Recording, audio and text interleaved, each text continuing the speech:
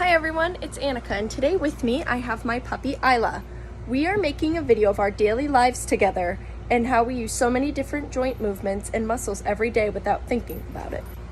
Huh, Isla, you ready? First thing we're going to be doing is playing with her squeaky ball. This is her favorite one, and it doesn't squeak as good as it once did, but it'll work, and she still likes to play with it. So when we're squeezing the ball, our fingers are going between flexion and extension, and the muscles that do this are the lumbricals. Now when I'm going to throw the ball for her down the hall, that is my wrist going from flexion to extension, and the muscles that do this are the flexor carpi radialis and the extensor carpi radialis longus. So let's see if she actually goes for it. Come here! Ready?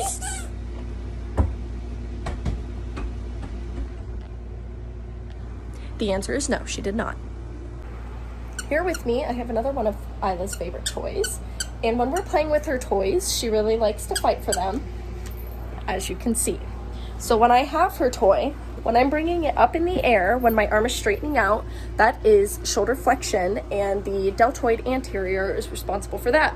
When I am bringing it back down to my side, the deltoid posterior is responsible for that. Now when I'm moving my arm up in the air, the scapula is also going into elevation, and then depression when I bring it back down. The prime mover for that is the trapezius. Now if I want to hide the toy behind my back like this, my shoulders are going into retraction. The muscle in charge of this is the trapezius muscle. If I were to bring the toy right back out in front of me, this is called protraction, and the serratus anterior is in charge of that. If I'm waving her toy like this, trying to keep it away from her, when it goes up, I'm going into shoulder abduction, and the muscle in charge of this is the deltoid. When I'm bringing the toy back down to my side, the latissimus dorsi is in charge of that, and that is shoulder adduction. When I'm moving the toy out side to side like this motion is called horizontal abduction and horizontal adduction.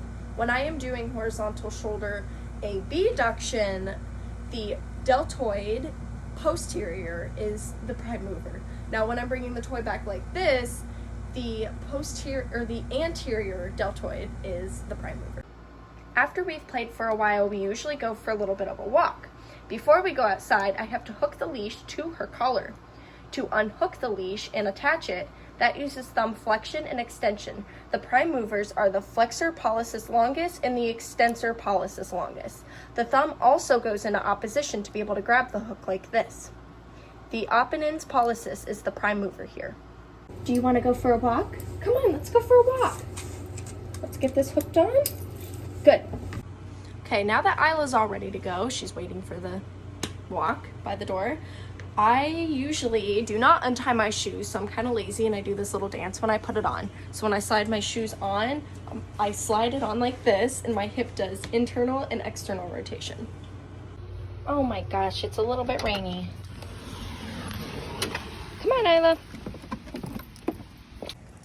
As I'm walking forward, you can see my hip flex and extend as I'm taking steps.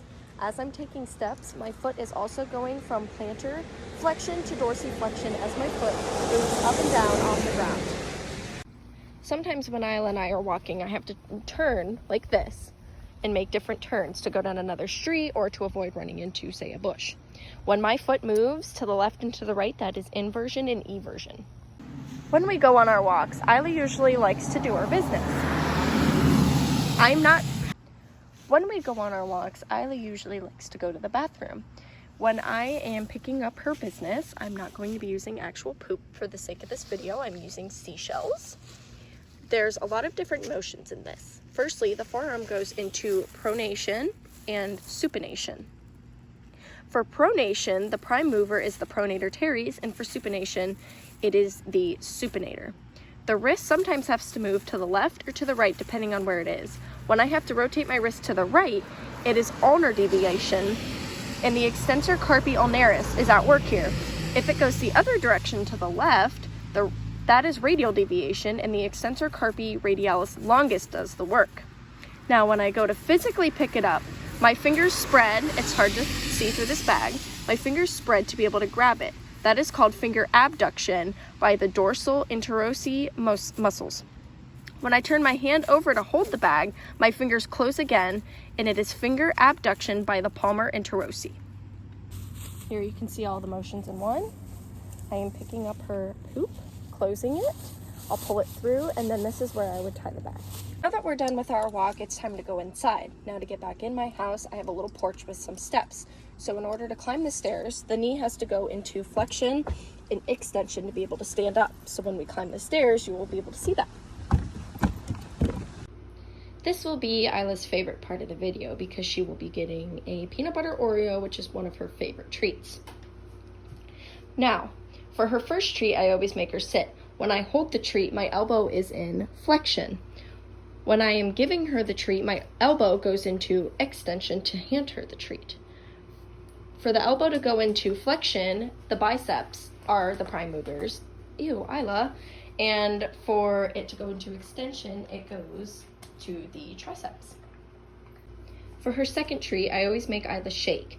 Isla knows how to shake her paw like humans know how to shake her hands. Now, when I go to shake her paw, my thumb will go out into thumb abduction like this.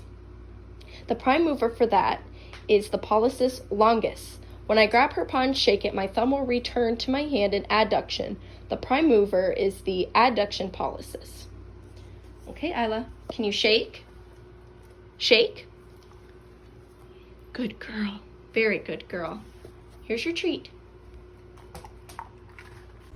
Now, when Isla has been a good girl, I always need to let her know because she's still a puppy and she needs to learn what is good and what is bad. So when she's a good girl, like when she obeys her tricks to get a treat, I always nod and say, good girl. When I am nodding, my head is moving my neck is moving from flexion to extension.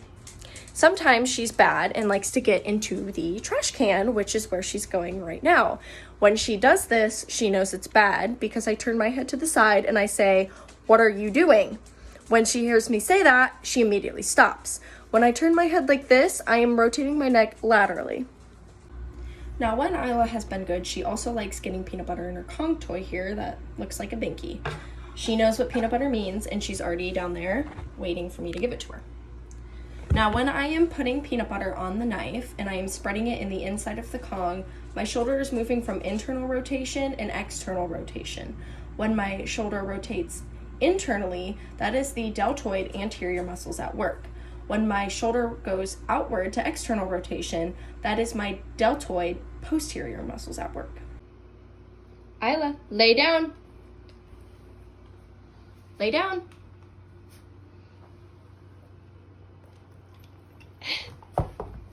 Now at the end of the day, Isla and I are usually pretty tired and we're ready to go to bed, So when I tell her it's time to go to bed, she'll go down. Come on, Isla. Come on. Go to bed. Go on.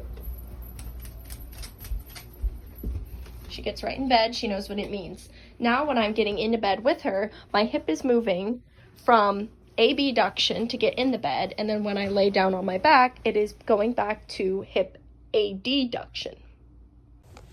And now this is the end of Isla and I's routine. And this is when we snuggle up and go to bed. And then we will do it all over again tomorrow. Say goodnight, Isla.